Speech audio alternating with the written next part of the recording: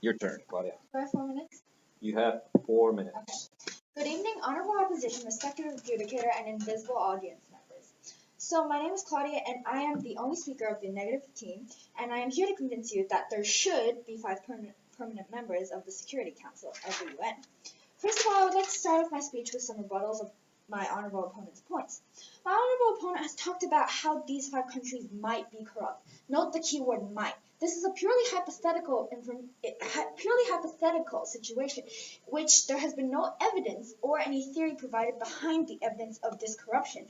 Therefore, it is not a valid argument to state that something should not be because of a purely hypothetical argument, like if they might be corrupt.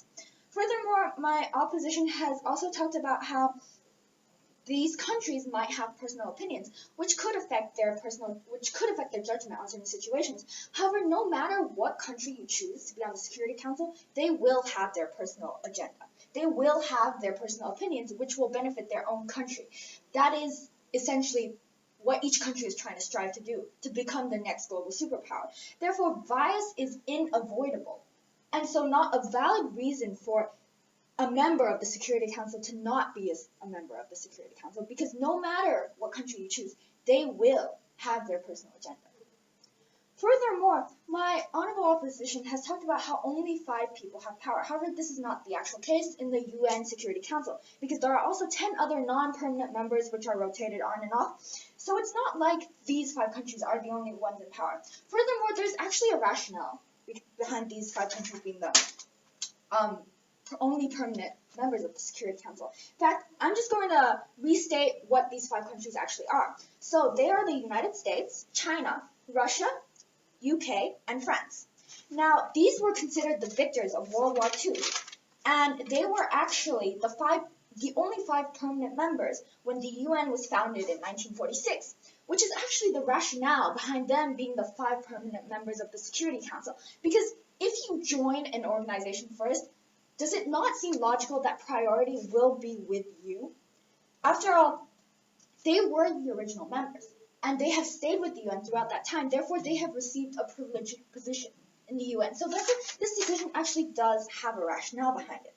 Furthermore, there will be bias. No matter what you do, no matter what you try to do, there will be bias. A government might not represent its entire people, and a country in the UK might not represent the entire UK. But the UN is about as much global representation as possible. And this way, with 5 permanent members of the Security Council it's acknowledged that there is this bias towards these countries. And it is there. However, if it was simply rotating on and off, they could still keep these 5 countries on the Security Council, and they might actually probably still do that. And in that case, it's actually a far more dangerous psychology because it's still occurring, but it's not acknowledged. This way, it's publicly acknowledged that these will be the permanent 5 in the position of the Security Council. Therefore, I strongly conclude, because there will be bias no matter what, and because corruption is a purely hypothetical point, and personal opinions will occur, and bias is unavoidable. Therefore, I strongly conclude that there should be 5 permanent members of the Security Council.